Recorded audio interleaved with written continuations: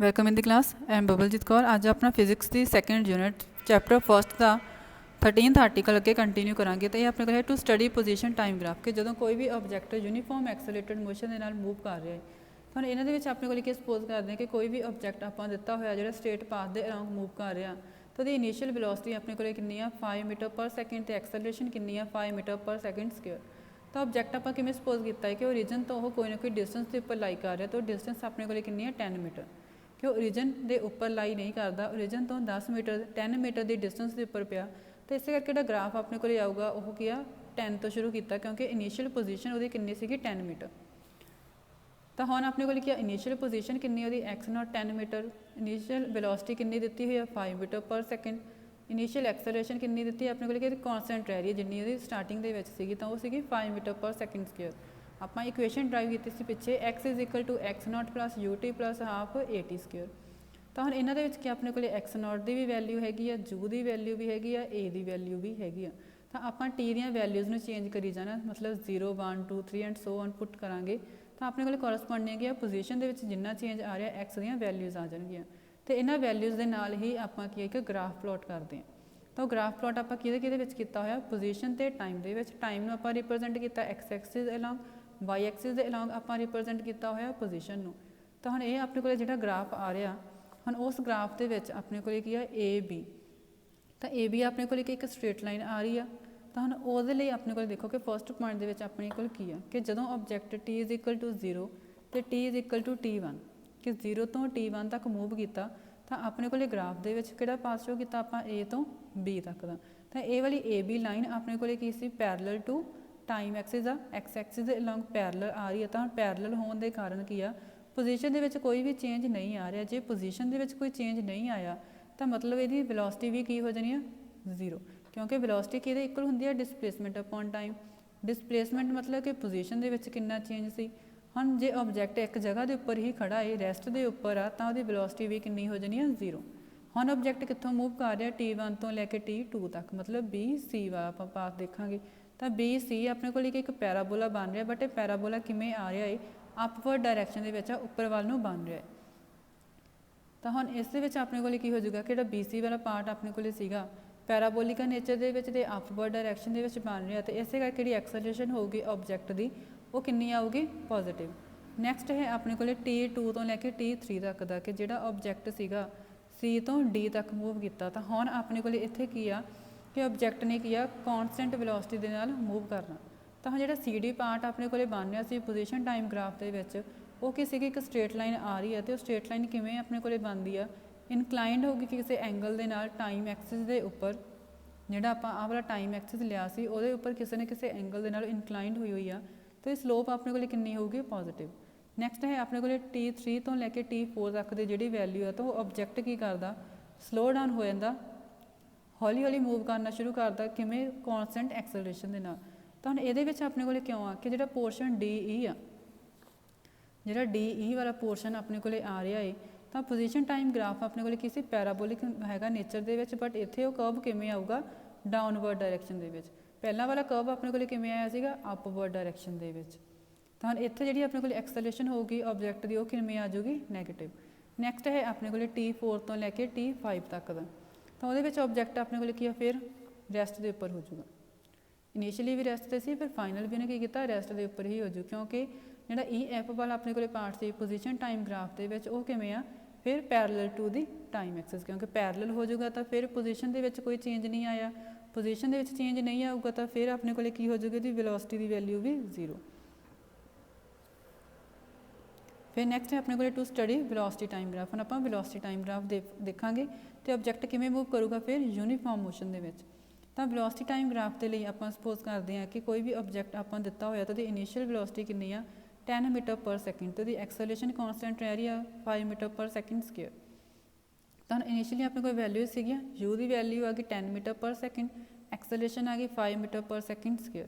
ਆਪਾਂ equation of motion drive ਕੀਤੀ ਸੀਗੀ v = u + at। ਤਾਂ ਹੁਣ ਇਹਨਾਂ ਦੇ ਵਿੱਚ ਦੇਖੋ u ਦੀ ਵੈਲਿਊ ਵੀ ਹੈਗੀ ਆ, a ਦੀ ਵੈਲਿਊ ਹੈਗੀ ਆ। ਆਪਾਂ t ਦੀਆਂ ਵੈਲਿਊਜ਼ 0 1 2 3 ਲਗਾਤਾਰ ਪੁੱਟ ਕਰਕੇ ਵੈਲੋਸਿਟੀ ਦੀਆਂ ਵੈਲਿਊਜ਼ ਨੂੰ ਫਾਈਂਡ ਕਰ ਲਵਾਂਗੇ। ਤਾਂ ਹੁਣ ਉਹ ਵੈਲਿਊਜ਼ ਜਦੋਂ ਆਪਾਂ ਫਾਈਂਡ ਕਰਦੇ ਹਾਂ ਕਿ ਜੇ ਹੁਣ ਆਪਾਂ ਵੈਲਿਊਜ਼ ਪੁੱਟ ਕਰਦੇ ਸਪੋਜ਼ ਆਪਾਂ t = 1 ਦੇ ਲਈ ਵੈਲਿਊ ਫਾਈਂਡ ਕਰਨੀ, ਤਾਂ v u ਦੀ ਵੈਲਿਊ ਆਪਣੇ ਕੋਲ ਸੀਗੀ 10, ਐਕਸਲਰੇਸ਼ਨ ਦੀ ਵੈਲਿਊ ਸੀਗੀ 5, ਆਪਾਂ 1 ਦੇ ਲਈ ਫਾਈਂਡ ਕਰਨੀ ਤਾਂ ਵੈਲਿਊ ਹੋ ਜਾਊਗੀ 10 + 5 ਤਾਂ ਉਹ ਕਿੰਨੀ ਹੋ ਗਈ 15। ਤਾਂ ਦੇਖੋ 1 ਦੇ ਲਈ ਵੈਲਿਊ ਕਿੰਨੀ ਆ 15। ਇਸੇ ਤਰ੍ਹਾਂ ਤੁਸੀਂ 2 ਦੇ ਲਈ ਫਾਈਂਡ ਕਰਨੀ ਹੈ, 3 ਦੇ ਲਈ। ਤਾਂ ਆਪਣੇ ਕੋਲੇ ਗ੍ਰਾਫ ਕਿਵੇਂ ਆ ਜਾਊਗਾ, ਇੱਕ ਸਟ੍ਰੇਟ ਲਾਈਨ ਦੇ ਵਿੱਚ। ਤਾਂ ਉਹ ਸਟ੍ਰੇਟ ਲਾਈਨ ਕਿਵੇਂ ਆ ਰਿਹਾ ਕਿ ਸਟ੍ਰੇਟ ਲਾਈਨ ਦਾ ਗ੍ਰਾਫ ਬਣ ਰਿਹਾ, ਬਟ ਆਪਣੇ ਕੋਲੇ ਕੀ ਆ, ਉਹ ਓਰੀਜਨ ਤੋਂ O ਤੋਂ ਨਹੀਂ ਸ਼ੁਰੂ ਹੋਇਆ, 0 ਤੋਂ।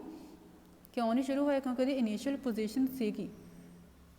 ਹੁਣ ਆਪਣੇ ਕੋਲੇ ਕੀ ਸੀਗੀ, ਆਪਾਂ ਵੈਲੋਸਿਟੀ ਦੇ ਟਾਈਮ ਗ੍ਰਾਫ ਦੀ ਗੱਲ ਕੀਤੀ ਆ, ਤਾਂ ਹੁਣ ਆਪਣੇ ਕੋਲੇ ਕੀ ਆ, ਵਾਈ ਐਕਸਿਸ ਦੇ ਲੌਂਗ ਆਪਾਂ ਵੈਲੋਸਿਟੀ ਨੂੰ ਰਿਪਰੈਜ਼ੈਂਟ ਕੀਤਾ ਹੋਇਆ। ਤਾਂ ਆਪਾਂ ਫਿਰ ਇੱਥੇ ਕੀ ਕਵਾਂਗੇ, ਇਨੀਸ਼ੀਅਲ ਪੋਜੀਸ਼ਨ ਨਹੀਂ ਕਵਾਂਗੇ, ਇਨੀਸ਼ੀਅਲ ਵੈਲੋਸਿਟੀ ਕਹਿ ਕੇ ਚੱਲਾਂਗੇ ਕਿ ਜਿਹੜਾ ਆਬਜੈਕਟ ਆਪਾਂ ਦਿੱਤਾ ਹੋਇਆ ਸੀ ਉਹਨੇ ਇਨੀਸ਼ੀਅਲ ਵੈਲੋਸਿਟੀ ਅਕਵਾਇਰ ਕੀਤੀ ਹੋਈ ਸੀ, ਤਾਂ ਉਹ ਆਪਣੇ ਕੋਲੇ ਕਿੰਨੀ ਆ ਰਹੀ ਸੀ 10 ਮੀਟਰ ਪਰ ਸੈਕਿੰਡ। ਤਾਂ ਹੁਣ ਇਸੇ ਕਰਕੇ ਹੁਣ ਇਹਨਾਂ ਦੇ ਵਿੱਚ ਆਪਣੇ ਕੋਲ ਦੇਖੋ ਜਿਹੜੀਆਂ ਵੈਲਿਊਜ਼ ਨੋਟ ਕਰਦੇ ਆ ਕਿ ਜਿਹੜਾ ਆਪਣੇ ਕੋਲ ਇਸ ਗ੍ਰਾਫ ਦੇ ਵਿੱਚ ਦੇਖਦੇ ਕਿ ਇਨੀਸ਼ੀਅਲੀ ਆਪਣੇ ਕੋਲ ਆਬਜੈਕਟ ਕੀ ਸੀਗਾ, ਰੈਸਟ ਦੇ ਉੱਪਰ ਪਿਆ ਸੀ। ਫਿਰ ਉਹਨੇ ਕੀ ਯੂਨੀਫਾਰਮਲੀ ਐਕਸਲਰੇਟ ਕਰਨਾ ਸ਼ੁਰੂ ਕਰਨਾ ਹੈ, ਜਿਹੜਾ ਆਪਾਂ ਗ੍ਰਾਫ ਪਲਾਟ ਕੀਤਾ ਹੋਇਆ ਅਲੱਗ-ਅਲੱਗ ਟਾਈਮ ਇੰਟਰਵਲਸ ਦੇ ਲਈ, T1, T2 ਤੇ T3 ਦੇ ਲਈ। ਤਾਂ ਹੁਣ ਸਟਾਰਟਿੰਗ ਦੇ ਵਿੱਚ ਆਪਣੇ ਕੋਲ ਕੀ ਆਬਜੈਕਟ ਕੀ ਆ, ਰੈਸਟ ਦੇ ਉੱਪਰ। ਉਸ ਤੋਂ ਬਾਅਦ ਆਬਜੈਕਟ ਨੇ ਯੂਨੀਫਾਰਮ ਐਕਸਲਰੇਟ ਕਰਨਾ ਸ਼ੁਰੂ ਕੀਤਾ T1 ਦੇ ਲਈ। ਤਾਂ ਕਿੰਨਾ ਟਾਈਮ ਮੂਵ ਕਰ ਰਿਹਾ, ਜਿੰਨਾ ਟਾਈਮ ਉਹ ਆਪਣੀ ਵੈਲੋਸਿਟੀ v ਨੂੰ ਅਟੇਨ ਨਹੀਂ ਕਰ ਲੈਂਦਾ। ਉਸ ਤੋਂ ਬਾਅਦ ਫਿਰ ਉਹਨੇ ਕੀ ਆ T2 ਟਾਈਮ ਤੱਕ ਲਗਾਤਾਰ ਮੂਵ ਕਰੀ ਜਾਣਾ ਹੈ ਕਿ ਜਿਹੜਾ ਆਪਣੇ ਕੋਲ ਟਾਈਮ ਇੰਟਰਵਲ ਬਣ ਰਿਹਾ ਇੱਥੇ T2 - T1, ਮਤਲਬ ਫਾਈਨਲ ਮਾਈਨਸ ਇਨੀਸ਼ੀਅਲ ਜਿਹੜਾ ਟਾਈਮ ਇੰਟਰਵਲ ਸੀਗਾ।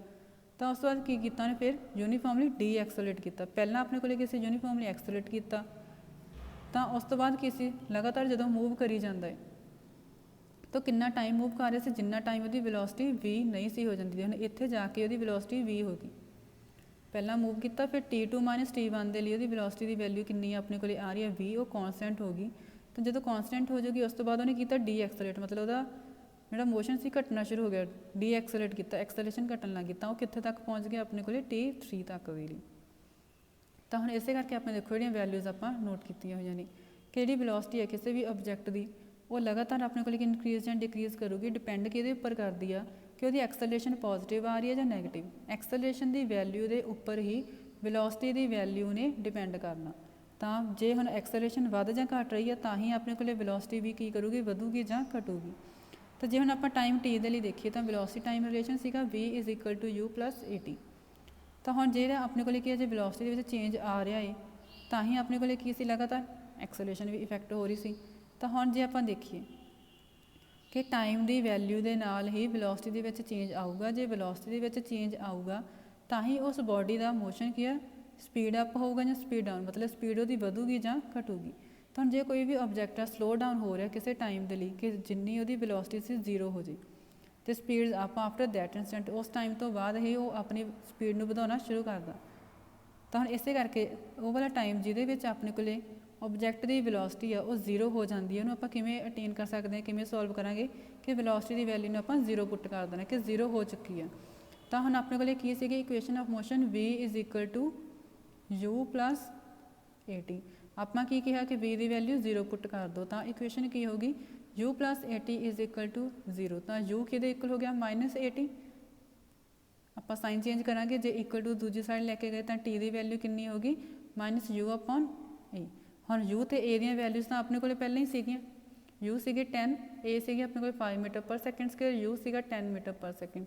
ਵੈਲਿਊਜ਼ ਪੁੱਟ ਕੀਤੀਆਂ ਤਾਂ t ਦੀ ਵੈਲਿਊ ਕਿੰਨੀ ਆ ਗਈ -2 ਸੈਕਿੰਡ। ਤਾਂ ਹੁਣ ਆਪਣੇ ਕੋਲ ਕੀ ਹੈ ਕਿ ਜਿਹੜਾ ਆਪਾਂ ਮੋਸ਼ਨ ਲੈ ਕੇ ਚੱਲੇ ਸੀ ਕਿਸੇ ਵੀ ਆਬਜੈਕਟ ਦਾ, ਤਾਂ ਉਹ ਸਲੋ ਡਾਊਨ ਕਦੋਂ ਹੋ ਰਿਹਾ, ਜਦੋਂ ਟਾਈਮ ਦੀ ਵੈਲਿਊ -2 ਸੈਕਿੰਡ ਤੋਂ ਘੱਟ ਹੋ ਰਹੀ ਹੈ। ਅਤੇ ਸਪੀਡ ਅਪ ਕਦੋਂ ਹੋਊਗਾ, ਜਦੋਂ t ਦੀ ਵੈਲਿਊ -2 ਸੈਕਿੰਡ ਤੋਂ ਜ਼ਿਆਦਾ ਆਊਗੀ। ਨੈਕਸਟ ਹੈ ਆਪਣੇ ਕੋਲ ਡਿਸਟੈਂਸ ਕਵਰਡ ਐਜ਼ ਦਾ area under velocity time graph. ਹੁਣ ਇਹਦੇ ਵਿੱਚ ਕੀ ਆਪਣੇ ਕੋਲ ਜਿਹੜਾ ਵੈਲੋਸਿਟੀ ਟਾਈਮ ਗ੍ਰਾਫ ਸੀਗਾ ਆਬਜੈਕਟ ਦਾ, ਉਹਨੂੰ ਆਪਾਂ ਯੂਜ਼ ਕਰ ਸਕਦੇ ਹਾਂ ਕਿ ਕਿਸੇ ਵੀ ਬਾਡੀ ਜਾਂ ਆਬਜੈਕਟ ਨੇ ਕਿੰਨੀ ਡਿਸਟੈਂਸ ਕਵਰ ਕੀਤੀ ਹੋਈ ਆ ਜਦੋਂ ਕਿਸੇ ਵੀ ਇੱਕ ਸਰਟਨ ਟਾਈਮ ਇੰਟਰਵਲ ਦੀ ਆਪਾਂ ਗੱਲ ਕਰਦੇ ਹਾਂ। ਤਾਂ ਹੁਣ ਇਹਨਾਂ ਦੇ ਵਿੱਚ ਕੀ ਆਪਣੇ ਕੋਲ ਜਿਹੜਾ ਆਪਣੇ ਕੋਲ ਇਹ ਵਾਲਾ ਗ੍ਰਾਫ ਬਣ ਰਿਹਾ ਹੈ, ਤਾਂ ਹੁਣ ਇਹਦੇ ਵਿੱਚ ਕੀ ਆਪਾਂ ਵੈਲੋਸਿਟੀ ਟਾਈਮ ਗ੍ਰਾਫ ਲਿਆਏ ਕਿਸੇ ਵੀ ਯੂਨੀਫਾਰਮਲੀ ਐਕਸਲਰੇਟਡ ਮੋਸ਼ਨ ਦਾ।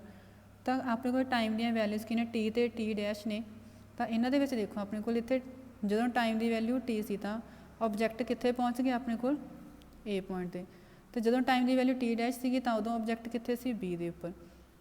ਹੁਣ ਇੱਥੇ ਆਪਣੇ ਕੋਲ ਕੀ ਸੀ, ਇੱਕ ਸਟ੍ਰੇਟ ਲਾਈਨ ਬਣ ਰਿਹਾ ਸੀ ਵੈਲੋਸਿਟੀ ਟਾਈਮ ਗ੍ਰਾਫ। ਤਾਂ ਆਪਾਂ ਕੀ ਕਰਨਾ, ਇਹਨਾਂ ਦੇ ਉੱਪਰ ਫਿਰ 2 ਪਰਪੈਂਡੀਕੂਲਰਸ ਡਰੋ ਕਰਨੀ ਹੈ x ਐਕਸਿਸ ਅਤੇ y ਐਕਸਿਸ ਦੇ ਵਿੱਚ। ਉਵੇਂ ਹੀ ਆਪਾਂ ਇੱਥੇ ਡਰੋ ਕੀਤੇ ਹੋਏ ਆ। ਤਾਂ ਉਹ x ਐਕਸਿਸ ਦੇ ਉੱਪਰ ਜਿੱਥੇ ਆਪਾਂ ਟਾਈਮ ਨੂੰ ਰਿਪਰਜੈਂਟ ਕੀਤਾ ਤਾਂ ਉਹ ਜਾ ਕੇ ਕਿੱਥੇ ਮੀਟ ਕਰਦਾ a' ਨੂੰ, ਫਿਰ ਜਦੋਂ ਆਪਾਂ B ਪੁਆਇੰਟ ਤੋਂ ਪਰਪੈਂਡੀਕੂਲਰ ਡਰਾ ਕੀਤਾ ਤਾਂ ਉਹ ਕਿੱਥੇ ਜਾ ਕੇ ਮੀਟ ਕਰ ਰਿਹਾ B ਡੈਸ਼ ਤੇ, ਤਾਂ ਉਦੋਂ ਟਾਈਮ ਦੀ ਵੈਲਿਊ ਕਿੰਨੀ ਹੋ ਜੂਗੀ T ਡੈਸ਼। ਤਾਂ ਇਸੇ ਤਰ੍ਹਾਂ ਜਦੋਂ ਆਪਾਂ ਵੈਲੋਸਿਟੀ ਐਕਸਿਸ ਦੇ ਉੱਪਰ ਪਰਪੈਂਡੀਕੂਲਰ ਡਰਾ ਕੀਤਾ ਤਾਂ ਉੱਥੇ ਵੈਲੋਸਿਟੀ ਦੀ ਵੈਲਿਊ ਕਿੰਨੀ ਹੋ ਜੂਗੀ B A ਪੁਆਇੰਟ ਦੇ ਲਈ, ਤੇ B ਦੇ ਲਈ ਕਿੰਨੀ ਹੋ ਜੂਗੀ B ਡੈਸ਼। ਮਤਲਬ ਇਹ ਵੈਲੋਸਿਟੀ ਦੀਆਂ ਵੈਲਿਊਜ਼ ਨੇ ਤੇ ਇੱਥੇ ਆਪਣੇ ਕੋਲ ਟਾਈਮ ਦੀਆਂ ਵੈਲਿਊਜ਼ ਨੇ। ਤਾਂ ਹੁਣ ਇਸੇ ਕਰਕੇ ਆਪਣੇ ਕੋਲ ਵੈਲਿਊਜ਼ ਦੇਖੋ A ਡੈਸ਼ ਕਿਹਦੇ ਇਕੁਅਲ ਆ, A ਡੈਸ਼ ਇਹਦੇ ਪੈਰਲਰ ਆ ਰਿਹਾ ਤਾਂ ਇਹਦੀ ਵੈਲਿਊ ਕਿੰਨੀ ਹੋ ਜੂਗੀ B ਵੈਲੋਸਿਟੀ, B ਡੈਸ਼ ਇੱਥੇ ਤੱਕ ਪੈਰਲਰ ਆ ਰਿਹਾ ਤਾਂ ਇਹਦੀ ਵੈਲਿਊ ਕਿੰਨੀ ਹੋ ਜੂਗੀ V ਡੈਸ਼। ਤਾਂ A ਡੈਸ਼ B ਡੈਸ਼ ਕਿਹਦੇ ਇਕੁਅਲ ਹੋ ਜੂਗਾ ਫਾਈਨਲ ਮਾਈਨਸ ਇਨੀਸ਼ੀਅਲ ਕਰ ਦਿਓ T ਡੈਸ਼ ਮਾਈਨਸ T। ਤਾਂ ਹੁਣ ਆਪਣੇ ਕੋਲ ਕੀ ਆਪਾਂ ਏਰੀਆ ਫਾਈਂਡ ਕਰਨਾ ਕਿ ਵੈਲੋਸਿਟੀ ਟਾਈਮ ਗ੍ਰਾਫ ਦੇ ਲਈ ਕਿੰਨੀ ਵੈਲਿਊ ਆ ਰਹੀ ਆ। ਤਾਂ ਹੁਣ ਇਹਦੇ ਵਿੱਚ ਆਪਣੇ ਕੋਲ ਕੀ ਇੱਥੇ ਇਹ ਟ੍ਰੈਪੀਜ਼ੀਅਮ ਬਣ ਰਿਹਾ, ਤਾਂ ਟ੍ਰੈਪੀਜ਼ੀਅਮ ਦਾ ਫਾਰਮੂਲਾ ਲਗਾਵਾਂਗੇ ਹਾਫ ਇੰਟੂ ਜਿਹੜੀਆਂ ਆਪਣੇ ਕੋਲ ਪੈਰਲਰ ਸਾਈਡਸ ਨੇ ਉਹਨਾਂ ਦਾ ਸਮ। ਤਾਂ ਪੈਰਲਰ ਸਾਈਡਸ ਕਿਹੜੀਆਂ ਆ ਰਹੀਆਂ ਨੇ A ਡੈਸ਼ B ਡੈਸ਼, ਦੋਨਾਂ ਨੂੰ ਆਪਾਂ ਐਡ ਕੀਤਾ half into A dash plus B dash into perpendicular distance. ਤਾਂ ਪਰਪੈਂਡੀਕੂਲਰ ਡਿਸਟੈਂਸ ਕਿਹੜੀ ਆ ਗਈ A ਡੈਸ਼ B ਡੈਸ਼, ਤਾਂ ਉਹ ਵਾਲਾ ਫਾਰਮੂਲਾ ਲਗਾਉਣਾ। A ਡੈਸ਼ ਦੀ ਵੈਲਿਊ ਕਿੰਨੀ ਸੀਗੀ B ਡੈਸ਼ ਦੀ ਵੈਲਿਊ ਕਿੰਨੀ ਸੀ B ਡੈਸ਼। ਤਾਂ A ਡੈਸ਼ B ਡੈਸ਼ ਕਿਹਦੇ ਇਕੁਅਲ ਆ T dash minus T। But ਆਪਣੇ ਕੋਲ ਕੀ ਆ ਐਕਸਲਰੇਸ਼ਨ ਕਿਹਦੇ ਇਕੁਅਲ ਹੁੰਦੀ ਹੈ change in velocity upon change in time. ਤਾਂ ਇੱਥੋਂ ਆਪਾਂ T ਡੈਸ਼ ਮਾਈਨਸ T ਦੀ ਵੈਲਿਊ ਕੱਢਾਂਗੇ ਤੇ ਉਹੀ ਵੈਲਿਊ ਆਪਾਂ ਇੱਥੇ ਪੁੱਟ ਕਰ ਦੇਣੀ ਹੈ ਨੈਕਸਟ ਸਟੈਪ ਦੇ ਵਿੱਚ। ਤਾਂ ਵੈਲਿਊ ਹੁਣ ਪੁੱਟ ਕਰ ਦਿਓ ਤਾਂ ਆਪਣੇ ਕੋਲ ਫਿਰ ਇਕੁਏਸ਼ਨ ਕੀ ਬਣ ਜੂਗੀ ਰੀਅਰੇਂਜ ਕਰਨ ਤੋਂ ਬਾਅਦ B ਨੂੰ B ਡੈਸ਼ ਨਾਲ ਮਲਟੀਪਲਾਈ ਕਰ ਦਿਓ ਤੇ B ਨੂੰ B ਨਾਲ, ਜਾਂ ਆਪਾਂ ਫਾਰਮੂਲਾ ਲਗਾ ਸਕਦੇ ਹਾਂ A plus B A minus B, ਉਹ ਕਿਹਦੇ ਇਕੁਅਲ ਹੁੰਦਾ A square minus B square upon 2A। But ਆਪਣੇ ਕੋਲ ਕੀ ਸੀਗੇ ਸਾਰੀ ਇਕੁਏਸ਼ਨ ਕਿਹਦੇ ਇਕੁਅਲ ਸੀ x ਡੈਸ਼ ਮਾਈਨਸ x ਦੇ B dash square minus B square upon 2A। ਤੁਸੀਂ 1.19 ਇਕੁਏਸ਼ਨ ਵੀ ਦੇਖ ਸਕਦੇ ਹੋ। ਤਾਂ ਇਸੇ ਕਰਕੇ ਹੁਣ ਜਦੋਂ ਆਪਾਂ ਇਕੁਏਟ ਕਰਦੇ ਹਾਂ ਤਾਂ x ਡੈਸ਼ ਮਾਈਨਸ x ਕਿਹਦੇ ਇਕੁਅਲ ਹੋ ਗਿਆ area under BT graph. Next ਹੈ non uniform motion. Non uniform motion ਦੇ ਵਿੱਚ ਆਪਣੇ ਕੋਲ ਕੀ ਆ ਕਿ ਵੇਰੀਏਬਲ ਪਹਿਲਾਂ ਵੈਲੋਸਿਟੀ ਦੀ ਗੱਲ ਕਰਾਂਗੇ। ਪਹਿਲਾਂ ਆਪਾਂ ਯੂਨੀਫਾਰਮ ਮੋਸ਼ਨ ਦੇ ਵਿੱਚ ਕੀ ਕਹਿ ਕੇ ਆਏ ਸੀ ਕਿ ਕੋਈ ਵੀ ਆਬਜੈਕਟ ਜਿਹੜਾ ਮੂਵ ਕਰ ਰਿਹਾ ਹੈ ਉਹ ਸੇਮ ਟਾਈਮ ਇੰਟਰਵਲ ਦੇ ਵਿੱਚ ਸੇਮ ਡਿਸਪਲੇਸਮੈਂਟ ਕਵਰ ਕਰੂਗਾ। ਬਟ ਨੋਨ ਯੂਨੀਫਾਰਮ ਦੇ ਵਿੱਚ ਇਦਾਂ ਨਹੀਂ ਹੁੰਦਾ। ਨੋਨ ਯੂਨੀਫਾਰਮ ਦੇ ਵਿੱਚ ਕੀ ਹੋਊਗਾ ਕਿ ਜਿਹੜਾ ਆਬਜੈਕਟ ਆ ਆਪਾਂ ਜਾਂ ਤਾਂ ਉਹਦਾ ਟਾਈਮ ਇੰਟਰਵਲ ਸੇਮ ਰਹੂਗਾ ਜਾਂ ਜਿਹੜੀ ਉਹਨੇ ਡਿਸਪਲੇਸਮੈਂਟ ਕਵਰ ਕੀਤੀ ਆ ਉਹ ਸੇਮ ਰਹੂ। ਹੁਣ ਜੇ ਆਪਾਂ ਵੇਰੀਏਬਲ ਵੈਲੋਸਿਟੀ ਦੀ ਗੱਲ ਕਰ ਰਹੇ ਹਾਂ ਤਾਂ ਹੁਣ ਇਹਦੇ ਵਿੱਚ ਕੀ ਹੋਊਗਾ ਕਿ ਜਿਹੜਾ ਆਬਜੈਕਟ ਮੂਵ ਕਰ ਰਿਹਾ ਸੀ ਉਹਨੇ ਅਨਈਕੁਅਲ ਡਿਸਪਲੇਸਮੈਂਟਸ ਕਵਰ ਕਰਨੀਆਂ ਇਨ ਇਕੁਅਲ ਇੰਟਰਵਲਸ ਆਫ ਟਾਈਮ। ਕਿ ਸਪੋਜ਼ ਕਰੋ ਜਿਵੇਂ ਆਪਾਂ ਐਗਜ਼ਾਮਪਲ ਲੈ ਕੇ ਪਹਿਲੇ 2 ਸੈਕਿੰਡਸ ਦੇ ਵਿੱਚ ਜਿਹੜਾ ਆਬਜੈਕਟ ਮੂਵ ਕਰ ਰਿਹਾ ਸੀ ਉਹਨੇ ਕੀ ਆ 5 ਮੀਟਰ ਕਵਰ ਕੀਤੇ, ਅਗਲੇ 2 ਸੈਕਿੰਡਸ ਦੇ ਵਿੱਚ ਕੀ ਆ ਉਹ 4 ਮੀਟਰ ਕਵਰ ਕਰ ਗਿਆ। ਮਤਲਬ ਡਿਸਪਲੇਸਮੈਂਟ ਸੇਮ ਨਹੀਂ ਰਹਿ ਰਹੀ, ਕਦੇ ਤਾਂ ਉਹ ਵੱਧ ਕਵਰ ਕਰਦਾ ਕਦੇ ਘੱਟ ਕਵਰ ਕਰਦਾ, ਬਟ ਟਾਈਮ ਸੇਮ ਰਹਿ ਰਿਹਾ। ਤਾਂ ਉਹ ਆਪਣੇ ਕੋਲ ਕੀ ਹੋ ਜੂਗੀ ਉੱਥੇ ਵੇਰੀਏਬਲ ਵੈਲੋਸਿਟੀ। ਨੈਕਸਟ ਹੈ ਇੰਸਟੈਂਟੇਨੀਅਸ ਵੈਲੋਸਿਟੀ ਐਂਡ ਐਕਸਲਰੇਸ਼ਨ। ਜਦੋਂ ਆਪਾਂ ਇੰਸਟੈਂਟੇਨੀਅਸ ਵਰਡ ਯੂਜ਼ ਕਰ ਰਹੇ ਤਾਂ ਮਤਲਬ ਆਪਾਂ ਕਿਸੇ ਇੱਕ ਪਰਟੀਕੂਲਰ ਟਾਈਮ ਦੀ ਗੱਲ ਕੀਤੀ ਹੈ ਕਿ ਕਿਹੜੇ ਟਾਈਮ ਦੇ ਉੱਪਰ ਆਪਾਂ ਉਹ ਵੈਲਿਊ ਕੈਲਕੂਲੇਟ ਕਰਨਾ ਚਾਹੁੰਦੇ ਹਾਂ। ਤਾਂ ਇੰਸਟੈਂਟੇਨੀਅਸ ਵੈਲੋਸਿਟੀ ਦੇ ਵਿੱਚ ਕੀ ਆ ਕਿਸੇ ਵੀ ਆਬਜੈਕਟ ਦੀ ਵੈਲੋਸਿਟੀ ਆਪਾਂ ਕਿਸੇ ਵੀ ਇੱਕ ਪਰਟੀਕੂਲਰ ਟਾਈਮ ਦੇ ਲਈ ਕੈਲਕੂਲੇਟ ਕਰਨੀ ਆ, ਇੱਕ ਪਰਟੀਕੂਲਰ ਪੁਆਇੰਟ ਹੋ ਜਾਊਗਾ ਤਾਂ ਉਹਨੂੰ ਆਪਾਂ ਕੀ ਕਹਿਣਾ ਇੰਸਟੈਂਟੇਨੀਅਸ ਵੈਲੋਸਿਟੀ। ਤਾਂ ਹੁਣ ਇਹਦੇ ਲਈ ਆਪਾਂ ਫਿਰ ਗ੍ਰਾਫ ਪਲਾਟ ਕੀਤਾ ਹੋਇਆ x ਐਕਸਿਸ ਦੇ ਲੌਂਗ ਟਾਈਮ ਰਿਪਰੈਜ਼ੈਂਟ ਕਰਨਾ, y ਐਕਸਿਸ ਦੇ ਲੌਂਗ ਆਪਾਂ ਪੋਜੀਸ਼ਨ ਰਿਪਰੈਜ਼ੈਂਟ ਕੀਤੀ ਹੋਈ ਆ। ਤਾਂ ਨੋਨ ਯੂਨੀਫਾਰਮ ਮੋਸ਼ਨ ਆ ਤਾਂ ਸਟ੍ਰੇਟ ਲਾਈਨ ਆਪਣੇ ਕੋਲ ਨਹੀਂ ਆਊਗੀ, ਤਾਂ ਉਹ ਕੀ ਇੱਕ ਕਰਵਡ ਪਾਥ ਫੋਲੋ ਕਰੂਗਾ। ਤਾਂ ਇਸ ਕਰਵਡ ਪਾਥ ਦੇ ਉੱਪਰ ਆਪਾਂ ਫਿਰ ਕੀ ਪਰਪੈਂਡੀਕੂਲਰ ਡਰਾ ਕਰਨੇ, ਜਿਵੇਂ ਆਪਾਂ ਅੱਗੇ ਕਰਕੇ ਆਉਂਦੇ ਹਾਂ 2 x ਐਕਸਿਸ ਦੇ ਉੱਪਰ ਹੋ ਗਏ ਤੇ ਉਹਨੇ ਹੀ ਪੁਆਇੰਟ ਤੋਂ ਆਪਾਂ y ਐਕਸਿਸ ਦੇ ਉੱਪਰ ਵੀ ਪਰਪੈਂਡੀਕੂਲਰ ਡਰਾ ਕੀਤੇ ਆ। ਹੁਣ ਕਰਵ ਸੀਗਾ ਤਾਂ ਇੱਥੇ ਆਪਣੇ ਕੋਲ ਇੱਕ ਸਟ੍ਰੇਟ ਲਾਈਨ ਨਹੀਂ ਆ ਰਹੀ ਸੀ, ਮਤਲਬ ਇੱਕ ਟ੍ਰਾਇੰਗਲ ਨਹੀਂ ਸੀ ਬਣ ਰਹੀ, ਤਾਂ ਆਪਾਂ ਕੀ ਕਰਾਂਗੇ ਖੁਦ ਮੀਟ ਕਰਾਵਾਂਗੇ AB ਪੁਆਇੰਟਸ ਨੂੰ, ਤਾਂ ਇਹ ਇੱਕ ਰਾਈਟ ਐਂਗਲ ਟ੍ਰਾਇੰਗਲ ਬਣ ਜੂਗੀ। ਤਾਂ ਹੁਣ ਫਿਰ ਆਪਣੇ ਕੋਲ ਕੀ ਸੀ ਕਿ A ਪੁਆਇੰਟ ਜਦੋਂ ਆਪਾਂ ਪਰਪੈਂਡੀਕੂਲਰ ਡਰਾ ਕੀਤਾ ਤਾਂ ਇੱਧਰ ਜਾ ਕੇ ਪੋਜੀਸ਼ਨ ਕਿੰਨੀ ਆ x, B ਦੇ ਲਈ ਆਪਣੇ ਕੋਲ ਪੋਜੀਸ਼ਨ ਦੇ ਵਿੱਚ ਚੇਂਜ ਕਿੰਨਾ ਆ ਰਿਹਾ x ਪਲੱਸ ਡੈਲਟਾ x। ਹੁਣ ਇੱਥੇ ਆਪਾਂ ਡੈਲਟਾ x ਨੂੰ ਐਡ ਕੀਤਾ। ਪਿਛਲੇ ਟੌਪਿਕਸ ਦੇ ਵਿੱਚ ਆਪਾਂ ਕੀ ਲਿਖਦੇ ਸੀਗੇ ਉੱਥੇ x ਡੈਸ਼ ਲਿਖ ਦਿੰਦੇ ਸੀ, ਹੁਣ ਇੱਥੇ ਆਪਾਂ ਡੈਲਟਾ x ਲਿਖਿਆ ਹੈ ਨਾਲ, ਮਤਲਬ ਕਿ ਪੋਜੀਸ਼ਨ ਦੇ ਵਿੱਚ ਜਿਹੜਾ ਥੋੜ੍ਹਾ ਜਿਹਾ ਚੇਂਜ ਆਇਆ ਉਹ ਉਹਦੇ ਵਿੱਚ ਐਡ ਹੋ ਰਿਹਾ। ਹੁਣ ਉਸੇ ਤਰ੍ਹਾਂ ਟਾਈਮ ਦੀ ਵੈਲਿਊ t ਸੀ ਤੇ ਫਾਈਨਲ ਵੈਲਿਊ ਕਿੰਨੀ ਹੋ ਜੂਗੀ t plus delta t। Delta t small change in time, delta x small change in position.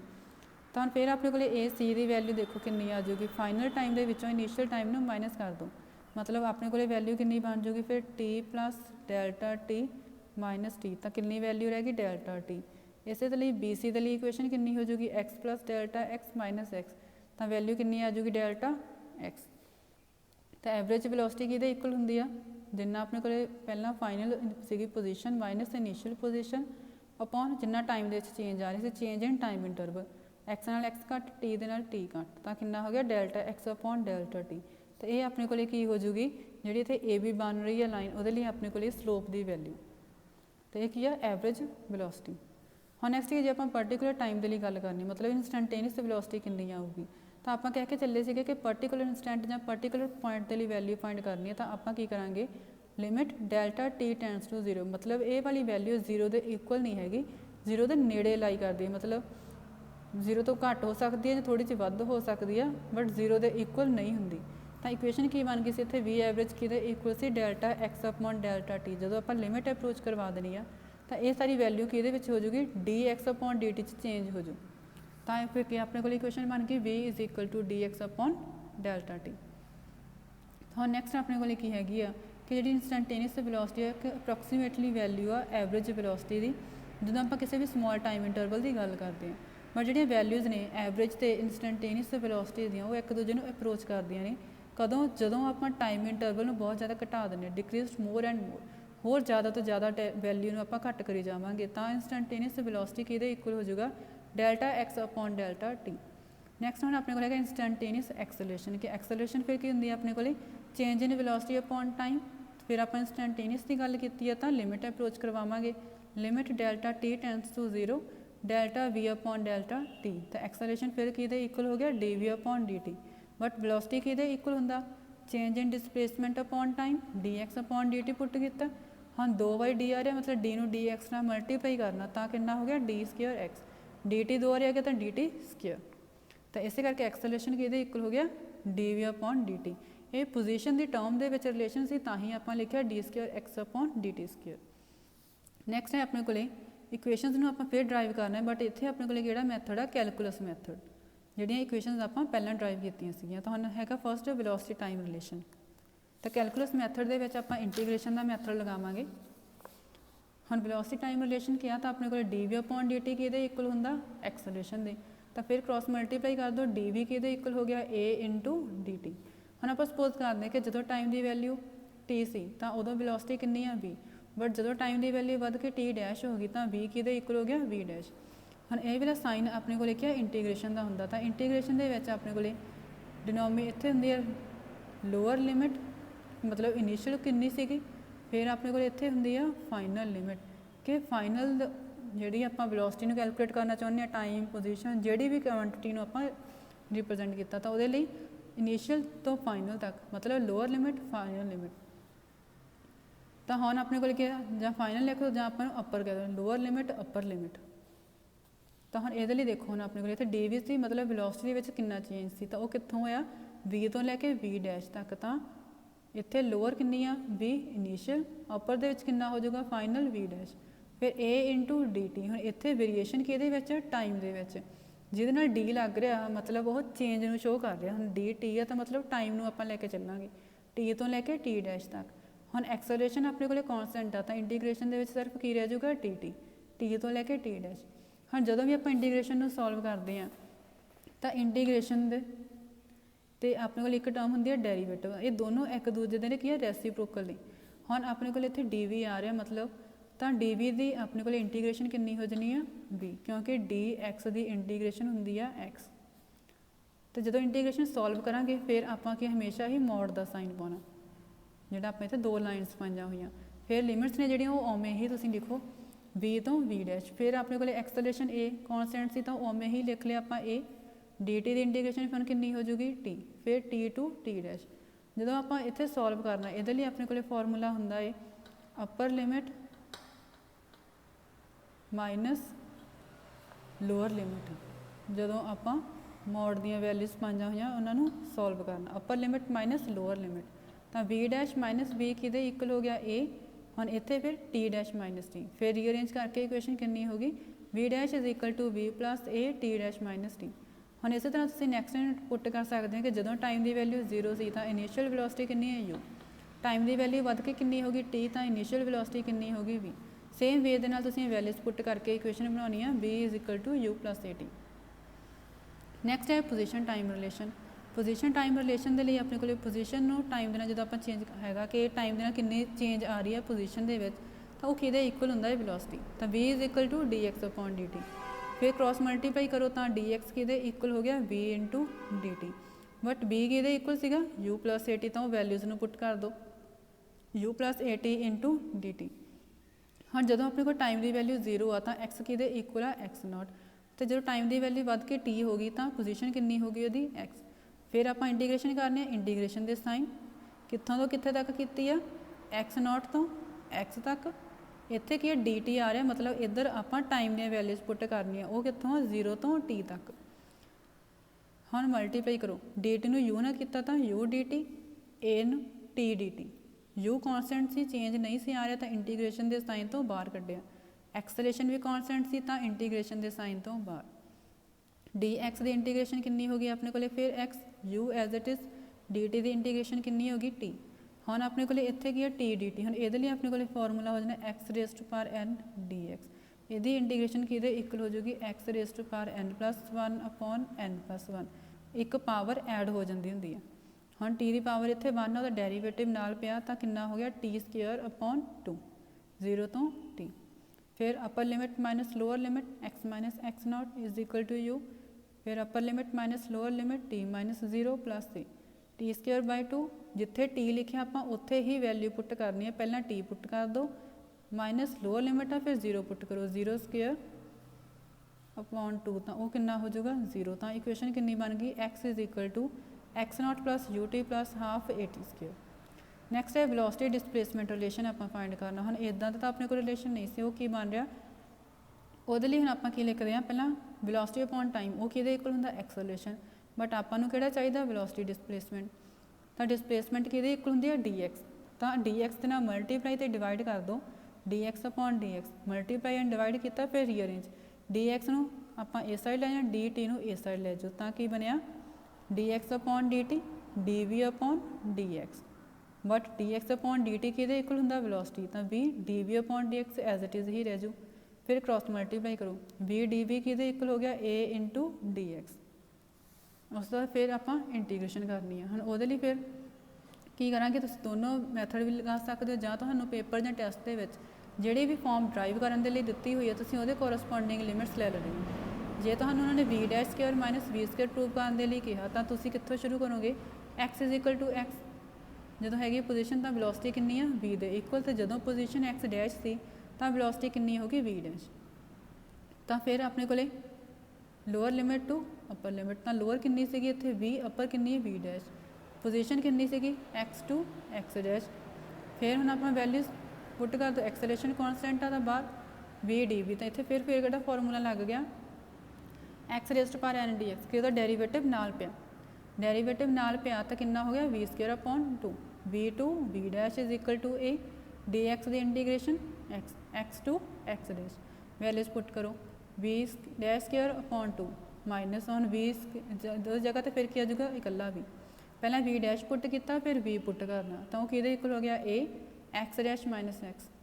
ਹੁਣ ਇੱਥੇ ਆਪਣੇ ਕੋਲੇ v ਸਕੁਅਰ ਦਿੱਤਾ ਹੋਇਆ ਸੀ, ਉਹਦੀ ਜਗ੍ਹਾ ਤੇ ਪਹਿਲਾਂ v ਡੈਸ਼ ਪੁੱਟ ਕਰਨਾ ਫਿਰ ਆਪਾਂ v, ਤਾਂ ਹੀ ਆਪਣੇ ਕੋਲ 2 ਦੋਨੋਂ ਸਾਈਡ ਆ ਰਿਹਾ, v dash square minus v square. ਹਾਂ 2 ਕਾਮਨ ਸੀ ਤਾਂ ਕਾਮਨ ਕੱਢ ਕੇ ਆਪਾਂ 2 ਨੂੰ ਇੱਧਰ ਮਲਟੀਪਲਾਈ ਕਰ ਦੇਣੀ ਹੈ a x dash minus x ਦੇ ਨਾਲ। ਇਸੇ ਤਰ੍ਹਾਂ ਜੇ ਹੁਣ ਆਪਣੇ ਕੋਲੇ ਪੋਜੀਸ਼ਨ ਪਹਿਲਾਂ x0 ਆ, ਉਦੋਂ ਇਨੀਸ਼ੀਅਲ ਵੈਲੋਸਿਟੀ ਕਿੰਨੀ ਹੈ u, ਤੇ ਜਦੋਂ ਉਹਦੀ ਪੋਜੀਸ਼ਨ 'ਚ ਹੈਗੀ ਹੈ x ਹੋ ਜਾਂਦੀ ਹੈ ਤਾਂ ਵੈਲੋਸਿਟੀ ਕਿੰਨੀ ਹੋ ਜਾਂਦੀ ਹੈ v। ਤਾਂ ਫਿਰ v dv ਦੀ ਇੰਟੀਗ੍ਰੇਸ਼ਨ ਕਿੱਥੋਂ ਕੀਤੀ u to v, a dx ਦੀ ਇੰਟੀਗ੍ਰੇਸ਼ਨ ਕਿੱਥੋਂ ਹੋ ਜੂ x0 ਟੂ x।